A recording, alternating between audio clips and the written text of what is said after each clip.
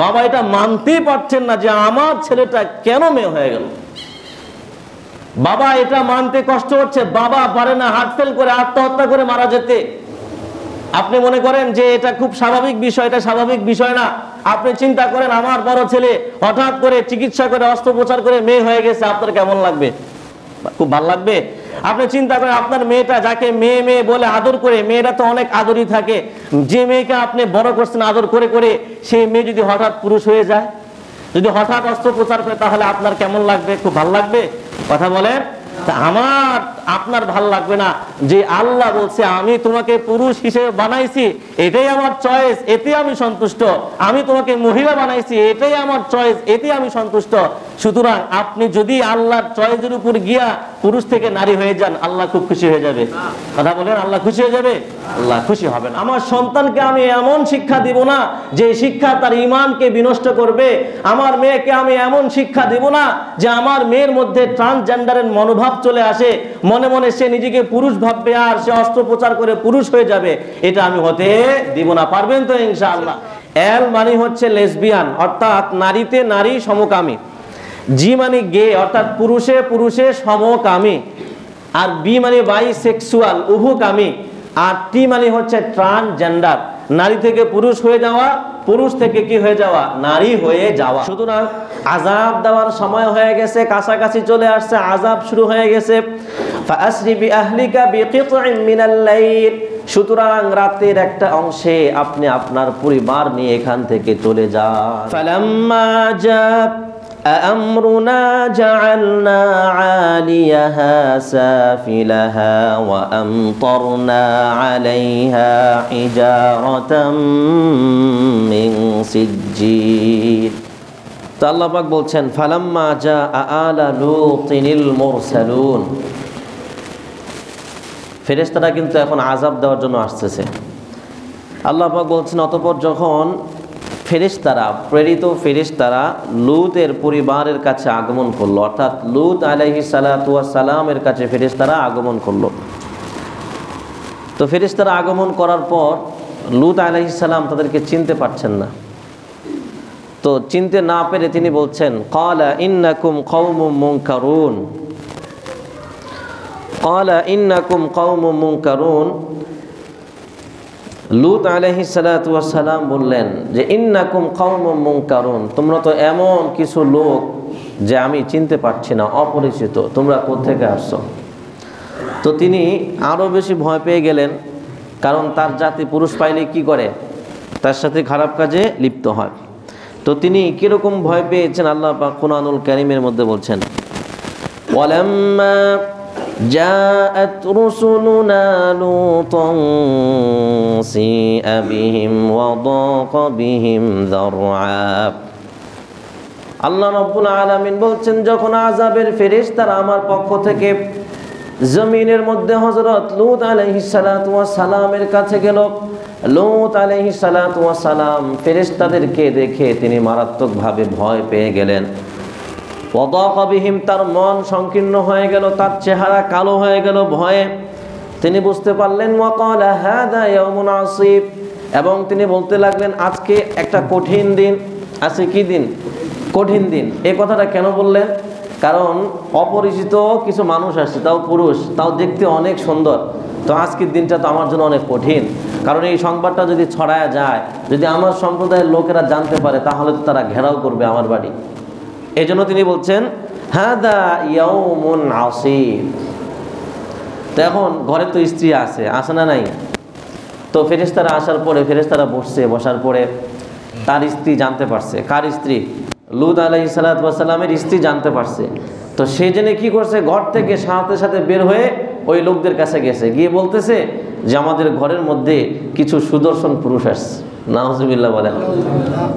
কিছু সুদর্শন পুরুষ এসেছে, তোমরা যাও।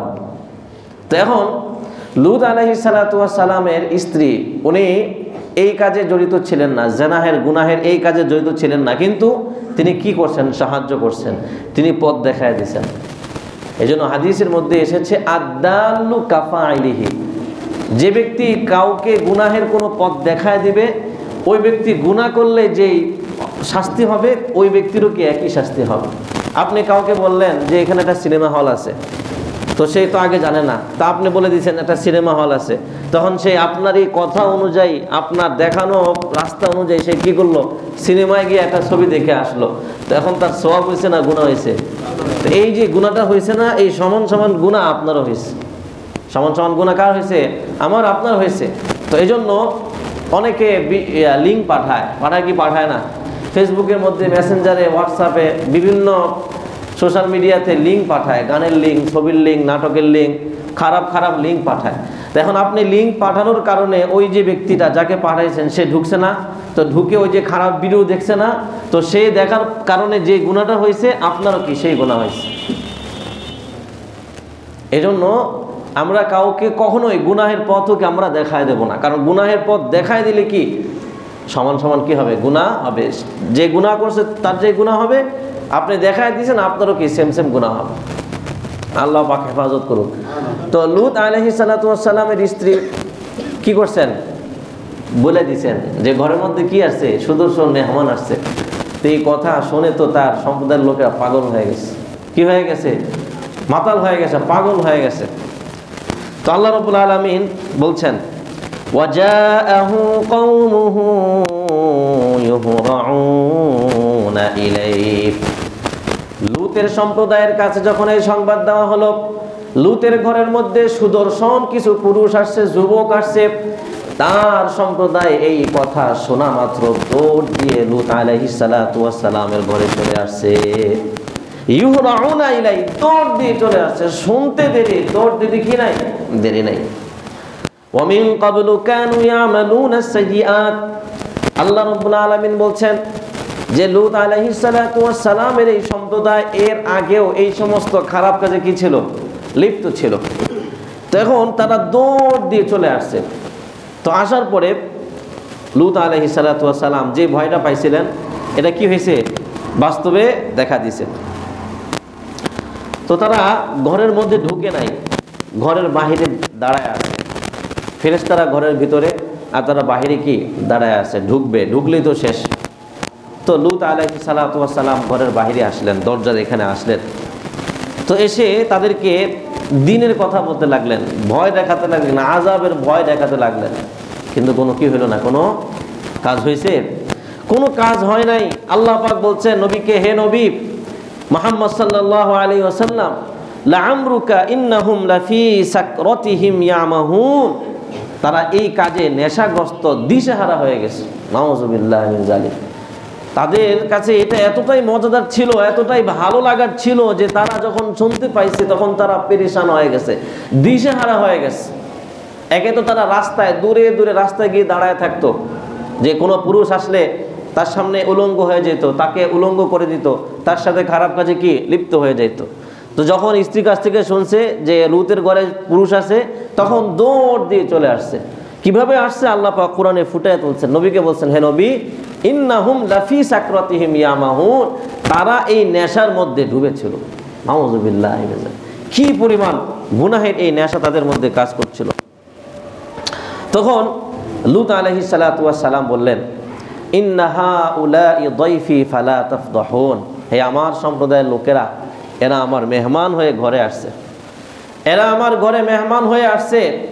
লা তাফদাহুন, অন্তত পক্ষে আজকের দিনে আমাকে অপদস্থ করো না, আমাকে লাঞ্ছিত করো না। ওয়াত্তাকুল্লাহ ওয়ালা তুহজুন, আর তোমরা আল্লাহকে ভয় করো। কাকে ভয় করো? আল্লাহকে ভয় করো। তো লূত আলাইহিস সালাতু ওয়াস সালামের এই কথা শোনার পর তারা বলল, ক্বালু আওয়ালাম নানহাকা আনিল আলামিন, যে আমরা কি তোমাকে নিষেধ করি নাই যে তুমি যেন ঘরে কোনো পুরুষ না নিয়ে আসো? তো তোমাকে তো আমরা নিষেধ করছি যে তোমার ঘরের মধ্যে তুমি কোনো পুরুষ নিয়ে আইসো না, কোনো পুরুষ মেহমান আইনো না। তো তুমি আনলা কেন? কথাটা বুঝেন নাই?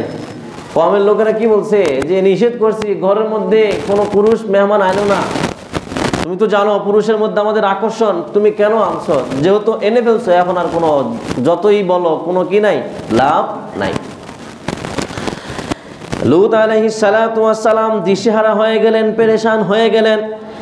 পেরেশান হয়ে তিনি বললেন, ক্বালা ইয়া কওমি হাউলাই বানাতি হুন্না আতহারু লাকুম ফাত্তাকুল্লাহা ওয়া লা তুখজুনি ফি দাইফি। লূত আলাইহিস সালাতু ওয়াস সালাম বললেন তাদেরকে উদ্দেশ্য করে, হাউলাই বানাতি, এই দেখো আমার মেয়েরা। আমার কেরা? আমার মেয়েরা এখানে আছে। হুন্না আতহারু লাকুম, মেয়েরা তোমাদের জন্য আরো পবিত্র, আরো ভালো হবে। তোমরা চাইলে আমি আমার মেয়েদের সাথে তোমাদেরকে বিবাহ করায় দিই, তোমরা তোমাদের মনের কামনা বাসনা পূর্ণ করো। কিন্তু এই যে আমার ঘরের মধ্যে মেহমান আছে, এদের সাথে তোমরা কি করো না? খারাপ আচরণ করো না, এদের সাথে তোমরা খারাপ কাজে লিপ্ত হও না, এদেরকে তোমরা লাঞ্ছিত করো না, এদেরকে তোমরা অপমান করো না। লূত আলাইহিস সালাতু ওয়াস সালাম তিনি বললেন, আলাইসা মিনকুম রাজুলুর রাশীদ, তোমাদের মধ্যে কি একজনও ভালো লোক নাই যে লোকটা সামনে এসে এই লোকদেরকে বাধা দান করবে? লূত আলাইহিস সালাম বললেন, আলাইসা মিনকুম রাজুলুর রাশীদ, আরে তোমাদের মধ্য থেকে এমন একজন ভালো লোক নাই যে লোকটা আয়েশা তাদেরকে কি দিবে? বাধা দিবে। নিজের লোকের আয়েশা বাধা দিলে মানুষ শোনে, শোনে কি শোনে না? যে এটা করিস না, এটা করা যাবে না, অন্তত আজকের জন্য উনি যেহেতু আবদার করছে আজকের জন্য কি করে দে, মাফ করে দে, এরকম বললে শুনবে কি শুনবে না? তো লূত আলাইহিস সালাম এই কথাটা বলার উদ্দেশ্য হলো যে তাদের মধ্য থেকে একজন মানুষ হলো যেন কি একটু আসে। কথাটা বোঝেন নাই? একজন মানুষ এসে যেন অন্তত কি করে? বাধা দান করে। আলাইসা মিনকুম রাজুলুর রাশীদ, একজনও কি ভালো লোক নাই? একজনও কি বুদ্ধিমান সৎপ্রাপ্ত কোনো লোক নাই? এই কথা বলার পরে কেউ আসে নাই, বরঞ্চ উল্টা তারা আরো বলতে লাগলেন। লূত আলাইহিস সালাম যখন বললেন আমার মেয়েরা আছে, আমার কন্যারা আছে, এদেরকে আমি বিবাহ করায় দিই, তোমরা তোমাদের যে চরিতার্থ কামনা এগুলো বাসনা আছে এগুলো পূর্ণ করো, কিন্তু এদেরকে কি করো না? স্পর্শ করো না। তখন তারা বলতে লাগলো, লাকাদ আলিমতা মা লানা ফি বানাতিকা মিন হক, আরে লূত তোমার তো ভালো করে জানা আছে যে মেয়েদের প্রতি আমাদের কোনো আকর্ষণ নাই। কি নাই? আকর্ষণ নাই। এখানে বানাত দ্বারা তাফসীর দুইটা এসেছে, একটা হচ্ছে লূত আলাইহিস সালাতু ওয়াস সালামের কিছু মেয়েও হতে পারে। তখন উদ্দেশ্য হলো যে কওমের এক দুইজন নেতাদেরকে উদ্দেশ্য করে বলছেন, যেহেতু নেতারাই মূল, যে তোমরা যদি তোমাদের কামনা বাসনা চরিতার্থ করতে চাও, এই যে মেয়েরা আছে, আমার মেয়ে আছে, এদেরকে কি করো? বিবাহ করো, বিবাহ করায় দিই। দ্বিতীয় তাফসীর হলো যে আমার সম্প্রদায়ের যে মেয়েরা আছে তোমরা এদেরকে বিবাহ করো, এরা তোমাদের জন্য আরো পারফেক্ট, পবিত্র, গুনাহমুক্ত। তো এরপরও কি তার এই সম্প্রদায় কোনো কথা শুনলো না, কি উত্তর দিল? মা লানা ফি বানাতিকা মিন হক, লাকাদ আলিম, তারে তুমি তো আগে থেকেই ভালো করে জানো যে মেয়েদের প্রতি আমাদের কি নাই? কোনো ইন্টারেস্ট নাই, কোনো আকর্ষণ নাই। যত আকর্ষণ, যত ইন্টারেস্ট কার প্রতি? পুরুষের প্রতি। ওয়া ইন্নাকা লাতা'লামু মা নুরিদ, আর আমরা কেন আসছি, আমরা কি চাই? লাতা'লামু, তুমি অবশ্যই ভালো করেই জানো। তো আমরা কি চাই? যেহেতু তুমি ভালো করেই জানো, সুতরাং আমাদের রাস্তা কি করে দাও? খুলে দাও। আমাদের রাস্তা কি করে দাও? খুলে দাও, ঘরে আমাদেরকে ঢুকতে দাও, আমরা ওই যুবকদের সাথে আমাদের কামনা বাসনা পূর্ণ করবো। নাউযুবিল্লাহি মিন যালিক। তো লূত আলাইহিস সালাতু ওয়াস সালাম এতটা অসহায় হয়ে পড়লেন, না আছে ওনার শক্তি, না আছে অন্য কোনো উপায়, উনি কিছুই করতে পারছেন না। উনি এতটা মজলুম হয়ে গেলেন, এতটা অনন্য উপায় হয়ে গেলেন যে তার মুখ দিয়ে শব্দ বের হয়েছে, লাউ আন্না লি বিকুম কুওয়াতান আও আওয়ি ইলা রুকনিন শাদীদ, যদি আমার তোমাদেরকে প্রতিহত করার মতো শক্তি থাকতো, যদি তোমাদেরকে প্রতিহত করার মতো আমার শক্তি থাকতো। এই গেল একটা। দ্বিতীয়ত উনি বলছেন আও ইলা রুকনিন শাদীদ, কিংবা কোনো পিলার, কোনো স্তম্ভের মধ্যে যদি আমি আশ্রয় গ্রহণ করতাম, ওখানে ঢুকে যেতাম, তাহলে অন্তত আজকের যে পরিস্থিতি, এই পরিস্থিতি আমার নজরে পড়তো না। উনি একদম অনন্য উপায় হয়ে গেছেন। এখন তিনি তো অনন্য উপায়, আর বাধা দেওয়ার মতো কি নাই? শক্তি নাই। তো এখন তাকে টপকে তারা ঘরের মধ্যে ঢুকবে, ইচ্ছা পোষণ করছে, এখন ঢুকবে। তো এই মুহূর্তে আল্লাহ রাব্বুল আলামিন কুরআনুল কারীমের মধ্যে বলছেন, ফাতামাসনা আলা আয়ুনিহিম, আল্লাহ রাব্বুল আলামিন বলছেন যখন তারা মেহমানদের কাছে আসতে চাইলো কামনা বাসনা পরিপূর্ণ করার জন্য, চরিতার্থ করার জন্য, তখন আমি আল্লাহ রাব্বুল আলামিন তাদের চোখের মধ্যে এমন সিস্টেম করে দিলাম যে তারা অন্ধ হয়ে গেল, আর দেখে না। এখন কি হয়ে গেছে? যারা আসছে সব লোক তো আর আসে নাই, কিছু লোক আসছে, নেতা খেতা আসছে, এ কি করবে? তাকে নিয়ে যাবে, তখন গণহারে সবাই কি করবে? গুনাহে লিপ্ত হবে। তো আল্লাহ রাব্বুল আলামিন তাদেরকে কি করে দিয়েছেন বলেন? অন্ধ করে দিয়েছেন। এখন তো তারা আর কিছুই দেখতে পায় না, এদিকেও যেতে পারে না, এদিকেও যেতে পারে না, ডানেও না, বামেও না, সামনেও না, পিছেও না। তো এখন এই মুহূর্তে ফেরেশতারা লূত আলাইহিস সালাতু ওয়াস সালামকে অভয় দিয়ে বললেন, ক্বালু লা তাখাফ ওয়া লা তাহজান, আপনি ভয় পেন না, আপনার কোনো ভয় নাই। ফেরেশতারা উত্তর দিয়ে বলল, ইয়া লূত, হে লূত, ইন্না রুসুলু রাব্বিকা, আমরা হচ্ছে আপনার প্রতিপালকের পক্ষ থেকে প্রেরিত ফেরেশতা। লাই ইয়াসিলু ইলাইকা, এই যে আপনার সম্প্রদায়ের লোকেরা আপনার ঘরের মধ্যে ঢুকতে চায়, লাই ইয়াসিলু ইলাইকা, তারা কিছুতেই আপনার ঘরের মধ্যে ঢুকতে পারবে না। কারণ আল্লাহ কি করে দিছে? অন্ধ করে দিছে, এখন আর ঘরে ঢুকতে পারছে না। সুতরাং আযাব দেওয়ার সময় হয়ে গেছে, কাছাকাছি চলে আসছে, আযাব শুরু হয়ে গেছে। ফাআসরি বিআহলিকা বিকিতইন মিনাল লাইল, সুতরাং রাতের একটা অংশে আপনি আপনার পরিবার নিয়ে এখান থেকে চলে যান। ওয়ালা ইয়ালতাফিত মিনকুম আহাদুন ইল্লা ইমরাআতাক, এবং যখন আপনি চলে যাবেন আপনার পরিবারের যারা আছে তাদেরকে আপনি বলে দিবেন চলে যাওয়ার সময় কেউ যেন পিছন ফিরে না তাকায়, কারণ পিছনে তাকাইলেই ওই আযাবের শামিল হয়ে যাবে। কথা বোঝেন নাই? পিছনে তাকাইলে ওই আযাবের মধ্যে সে পাকড়াও হয়ে যাবে। আরেক আয়াতের মধ্যে বলছেন, ওয়ালা ইয়ালতাফিত মিনকুম আহাদু ওয়ামদু হাইথু তুমারুন, যে যেখানে যেতে বলা হয়েছে সেখানে যান, আর আপনার পরিবারকে বলেন কেউ যেন ভুলেও যেন অনিচ্ছায়ও যেন পিছনে না তাকায়। এজন্য আল্লাহ পাক বলছেন, ওয়াত্তাবি আদবারাহুম, হে লূত তুমি সবার পিছনে থাকো। তুমি কি থাকো? সবার পিছনে থাকো। অনেকে একটু খাড়ায় দেখবে যে দেখি কি হয়, একটু দেখি, তামাশা দেখি, আযাবটা কেমনে হচ্ছে দেখি। এজন্য আল্লাহ পাক লূতকে বলছেন তুমি পিছে থাকো, তুমি সবাইকে নিয়ে যাও, তুমি সবাইকে নিয়ে যাও, কেউ যেন পিছনে তাকানোর সুযোগ না পায়। একজন উস্তাদ যদি পিছনে থাকে আর যদি বলে কেউ তাকালে খবর আছে, কেউ তাকাবে না, কেউ তাকাবে? কিন্তু উস্তাদ সামনে থাকলে পিছনে যদি কেউ না থাকে ছাত্ররা একটু হলেও তাকাবে, যে হুজুর যে নিষেধ করছে, কেন নিষেধ করলে একটু দেখি। আসে না এরকম একজন? থাকবে কি থাকবে না? তো লূত আলাইহিস সালাতু ওয়াস সালাম রওনা দিলেন পরিবার নিয়ে, তিনি পিছনে, সবার পিছনে যেতে লাগলেন। এখন আযাবের কি হয়ে গেছে? সময় হয়ে গেছে। আর লূত আলাইহিস সালাতু ওয়াস সালামকে বললেন আপনার স্ত্রী ধ্বংস হয়ে যাবে, ইল্লা ইমরাআতাক, আপনার স্ত্রীকে আপনি নিতে পারবেন না। ইন্নাহু মুসিবুহা মা আসাবাহু, আপনার সম্প্রদায় যে আযাবের শিকার হবে আপনার স্ত্রীও একই আযাবের শিকার হবে। বলেন তো কি জন্যে? ওই যে সাহায্য করছে, কি করছে? এই গুনাহের কাজে সাহায্য করছে বিধায় সেও কি তাদের অন্তর্ভুক্ত হয়ে গেছে। ইন্নাহু মুসিবুহা মা আসাবাহুম, তাদেরকে যে শাস্তি পাকড়াও করবে আপনার স্ত্রীকে একই শাস্তি পাকড়াও করবে। সুতরাং আপনি আপনার স্ত্রীকে কিছুই বলবেন না, আপনি আপনার স্ত্রীকে না জানিয়ে যারা ঈমানদার আপনার পক্ষের লোক এদেরকে নিয়ে আপনি বের হয়ে যান। ইন্না মাউইদাহুমুস সুবহ, আপনি রাতে যখন চলে যাবেন, রাত পেরিয়ে সকাল, আর এই সকালেই হচ্ছে তাদের প্রতিশ্রুত আযাবের সময়। এই সকালে আল্লাহ পাকের পক্ষ থেকে তাদের উপর আযাব চলে আসবে।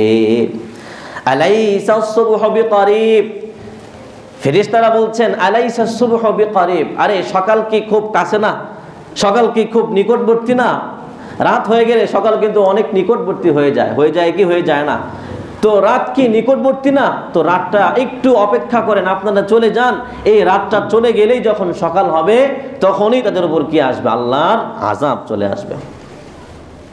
তো এখন লূত আলাইহিস, তারা তো অন্ধ হয়ে গেছে, তারা তো এদিক সেদিক ছোটাছুটি করতেছে আর ঢুকতে পারতেছে না।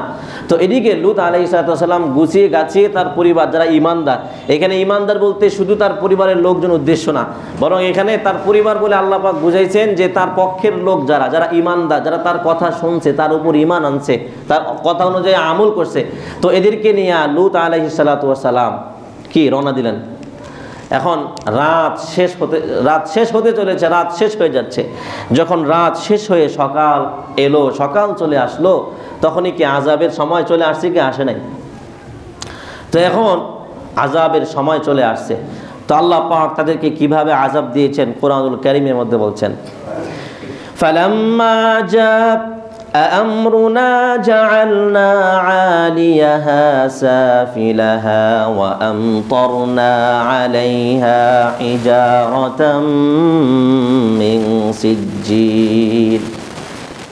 আল্লাহ রাব্বুল আলামিন বলছেন ফালাম্মা জাআ আমরুনা, যখন লূত তার সম্প্রদায় নিয়ে চলে গেল, তার পক্ষের লোক নিয়ে চলে গেল, তখন আমার আযাবের নির্দেশও চলে আসলো। আমি আযাবের নির্দেশ দিলাম ফেরেশতাদেরকে, জাআলনা আলিয়াহা সাফিলাহা, তখন আমি ওই জাতিকে, ওই সম্প্রদায়ের নিচকে আমি উপর করে দিয়েছি।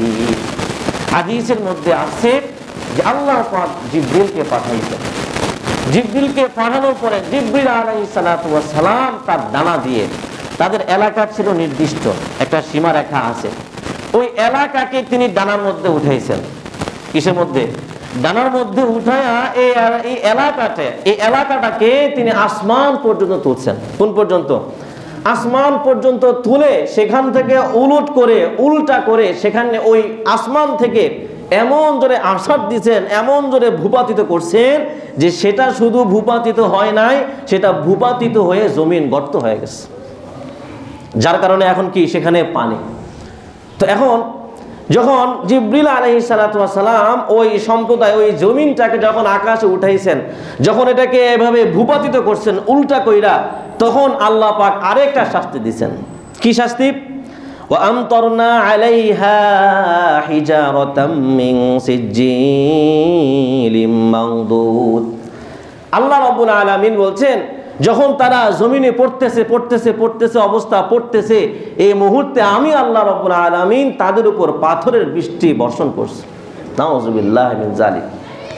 এবং এই পাথর নরমাল কোনো পাথর ছিল না, মুসাওয়ামাতান ইনদা রাব্বিক, প্রত্যেকটা পাথর ছিল তাদের শাস্তির জন্য নির্ধারিত।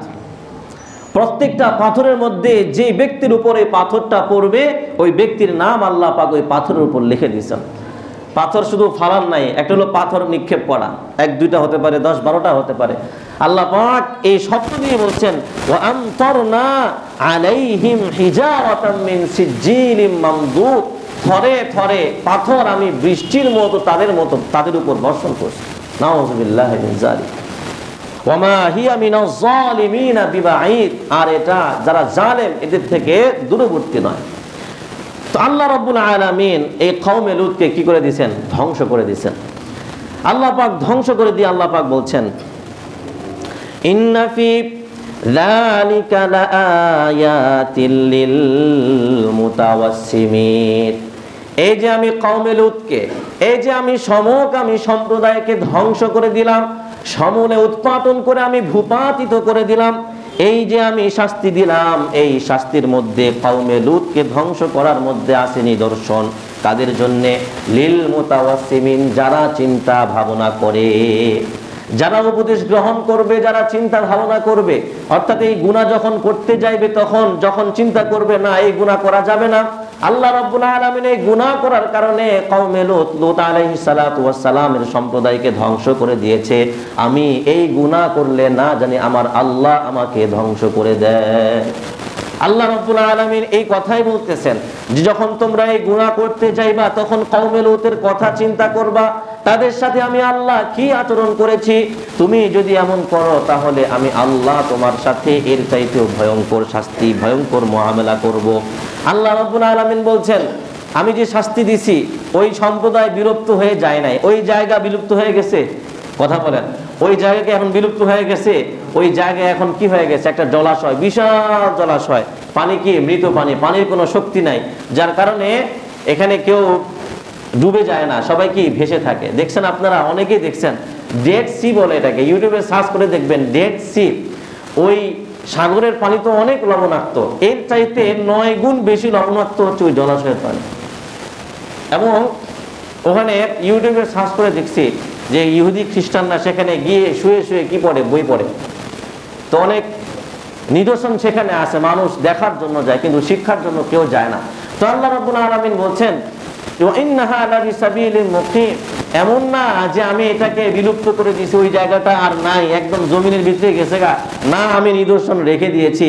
ওয়া ইন্নাহা লাবিসাবিলিন মুকিম, সেটা আল্লাহ রাব্বুল আলামিন কুরাইশদেরকে উদ্দেশ্য করে বলতেছেন। কুরাইশের মধ্যে যারা কাফের ছিল, ওয়া ইন্নাহা লাবিসাবিলিন মুকিম, না, সেটা রাস্তার উপরে কি আছে? বিদ্যমান আছে।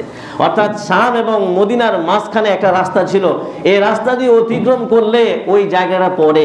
এজন্য রাসূলুল্লাহ সাল্লাল্লাহু আলাইহি ওয়াসাল্লাম সাহাবায়ে কেরামকে বলছেন, যখন তোমরা ওই স্থান দিয়ে চলবা, তখন আল্লাহর কাছে বেশি বেশি ইস্তেগফার করবা। যখন ওই জায়গা, ওই গজবের জায়গায় দিয়ে যাবা, তখন আরো বেশি কি করবা, ইস্তিগফারের পরিমাণ তোমরা আরো বাড়ায় দিবা। তো লূত আলাইহিস সালাতু ওয়াস সালাম এর আগে তো আদ জাতিকে আল্লাহ ধ্বংস করছেন, সামুদ জাতিকে ধ্বংস করছেন, কওমে নূহ আলাইহিস সালাতু ওয়াস সালামের জাতিকে ধ্বংস করছেন কি করেন নাই? কথা বলেন। তো তাদেরও কি আছে, আলামত বিদ্যমান আছে না নাই? এখনো আদ জাতি, সামুদ জাতি, আল্লাহ রাব্বুল আলামিন যে বলেছেন যে তারা পাহাড় কেটে কেটে ঘর তৈরি করতো, এটি এখনো আছে। আদ জাতি, সামুদ জাতিতে ধ্বংস হয়েছে, তাদের যে এলাকা, তাদের যে কারুকার্য এখনো আল্লাহ পাক কি রাখছেন, বিদ্যমান রাখছেন। ফেরাউন যেখানে ছিল, যে রাজপ্রাসাদে ছিল, সেটা এখনো কি আছে, বিদ্যমান আছে না নাই? কথা বলেন। তো আল্লাহ রাব্বুল আলামিন এই যে তাদেরকে যে শাস্তি দিয়েছেন, এর চাইতে ভয়ঙ্কর শাস্তি আল্লাহ পাক কাউকে দেন নাই। এইভাবে সমূলে উৎপাদন করে দেন নাই। হয়তো কাউকে আল্লাহ পাক বিকট আওয়াজ ধ্বংস করে দিয়েছেন, কাউকে আল্লাহ প্লাবনে ধ্বংস করে দিয়েছেন। আল্লাহ পাক সেটাই বলছেন, ফাকুল্লান আখাযনা বিযামবি, প্রত্যেক জালেম সম্প্রদায়, অপরাধী সম্প্রদায়, অন্যায়কারী সম্প্রদায়কে আখাযনা বিযামবি, তাদের কৃতকর্মের কারণে আমি আল্লাহ পাকড়াও করছি। তো আল্লাহ পাক বিভিন্ন সম্প্রদায়কে বিভিন্নভাবে শাস্তি দিয়েছেন, কিন্তু কওমে লূতকে যে ভয়ঙ্কর শাস্তি দিয়েছেন, এই ভয়ঙ্কর শাস্তি আল্লাহ পাক কাউকে দেন নাই। এজন্য এই ঘটনা বলার উদ্দেশ্য হচ্ছে, এই যে বর্তমান যুগে যেই এলজিবিটি, কি এলজিবিটিতে আমরা যেই পরিমাণ বিশ্বাসী হয়ে উঠছি, আমাদের ঈমান কিন্তু চলে যাবে। আমাদের কি চলে যাবে? ঈমান চলে যাবে। আমি এই আলোচনাটা আগেও করছিলাম। এলজিবিটি নামক একটা সংস্থা আছে, তাদের নির্দিষ্ট পতাকা আছে। এল মানে হচ্ছে লেসবিয়ান, অর্থাৎ নারীতে নারী সমকামী। জি মানে গে, অর্থাৎ পুরুষে পুরুষে সমকামী। আর বি মানে বাইসেক্সুয়াল, উভকামী। আর টি মানে হচ্ছে ট্রান্সজেন্ডার, নারী থেকে পুরুষ হয়ে যাওয়া, পুরুষ থেকে কি হয়ে যাওয়া, নারী হয়ে যাওয়া। এটা অনেকেই বুঝে না। এলজিবিটি জায়গায় জায়গায় এটা প্রসার হচ্ছে। তা আমি আলোচনা করেছিলাম ট্রান্সজেন্ডার বিষয়ে। এরা বাংলাদেশের মধ্যে এটা বর্তমান প্রেক্ষাপটে অনেক সমালোচনা হয়েছে কি হয় নাই? কথা বলেন। আপনারা বিশ্বাস করবেন না যে বড় বড় কোম্পানিগুলোর মধ্যে, ধরুন আপনি একটা ফেসবুক অ্যাকাউন্ট খুললে আপনার অপশন আসে যে মেল বা ফিমেল, ঠিকই ঠিক না? কিন্তু অনেক বড় বড় কোম্পানির মধ্যে মেল আসে, ফিমেল আসে এবং ট্রান্সজেন্ডার আসে। নাউজুবিল্লাহ বলবেন না? তাইলে কি বুঝলেন? ট্রান্সজেন্ডার তারা কি করছে? বিশ্বাস করছে। ট্রান্সজেন্ডার তারা প্রমোট করছে, তারা প্রচার করছে, মানুষের মধ্যে ছড়িয়ে দিচ্ছে। নাউজুবিল্লাহ মিন যালিক। আমরা আলোচনা করেছিলাম যে মানুষ দুই ধরনের। কয় ধরনের? দুই লিঙ্গের। একটা হচ্ছে পুরুষ লিঙ্গ, আর একটা হচ্ছে নারী লিঙ্গ। এর মাঝখানে যে হিজড়া আছে, এরা হচ্ছে সুস্থ, মানে অসুস্থ, জন্মগতভাবে এরা অসুস্থ। এদের মধ্যেও কিছু আছে নারী হিজড়া, কিছু আছে কি পুরুষ হিজড়া। তো মুহতারাম হাজরিন, আমাদের বর্তমান শিক্ষা কারিকুলামে শরীফ থেকে যে শরীফা হয়ে গেছে, আপনারা পড়ছেন কি পড়েন নাই? কথা বলেন। এটা নিয়েও তুমুল আন্দোলন হয়েছে। এখন আমাদের শিক্ষাঙ্গনে যারা আছেন, আমরা দেখতে পেয়েছি যে তাদের একটা সম্পর্ক থাকে ইসকনের সাথে, তাদের একটা সম্পর্ক থাকে নাস্তিকের সাথে, ঠিকই ঠিক না? বর্তমান শিক্ষামন্ত্রীর বক্তব্য আমি নিজ মুখে শুনেছি। উনি বলছেন যে আমি ইসকন নিয়ে অনেক পড়াশোনা করছি। উনি বলছেন যে মোল্লারা বলে যে জয় শ্রীরাম, এটা বললে ঈমান চলে যাবে। আমার ঈমান এত দুর্বল না, আমার ঈমান অনেক মজবুত আছে, সুতরাং আমি 1000 বার যদি জয় শ্রীরাম বলি আমার ঈমান নষ্ট হবে না। নাউজুবিল্লাহ বলেন। এখন এই মূল যারা, এরা ভিতর থেকে এরাই যদি মূল জায়গায় বসে থাকে, তাহলে জাতির কি অবস্থা হবে? কথা বলেন, জাতির কি অবস্থা হবে? এখন যেহেতু ওই জায়গাটা অনেক শক্ত, অনেক পরিপক্ক, এখন একজন মুসলমান, একজন বাবা, একজন দায়িত্ব, একজন অভিভাবক হিসাবে আমার আপনার কি কর্তব্য? বলেন, কি কর্তব্য? যে এই শিক্ষাটা যেন আমার সন্তান করতে না পারে, এই শিক্ষাটা যেন আমার ব্যক্তিগত জীবনে, আমার পারিবারিক জীবনে, আমার সামাজিক জীবনে, যে সমাজ আমি বাস করি, এই সমাজের মধ্যে এই শিক্ষা, এই আকীদা যেন কেউ ঢুকাতে না পারে, সেজন্য সদা সর্বদা জান প্রাণ দিয়ে হলেও আন্দোলন করে যাওয়া। বাংলাদেশের মধ্যে 2013 সালে যে হেফাজতে ইসলাম বাংলাদেশে যে আন্দোলন হয়েছিল, সেই আন্দোলনে আমিও ছিলাম। তৎকালীন ওই সময়ে নাস্তিকতার খুব প্রমোট চলছিল, ব্লগের মধ্যে খুব মারাত্মকভাবে ইসলামকে ঘায়েল করার চেষ্টা করছিল।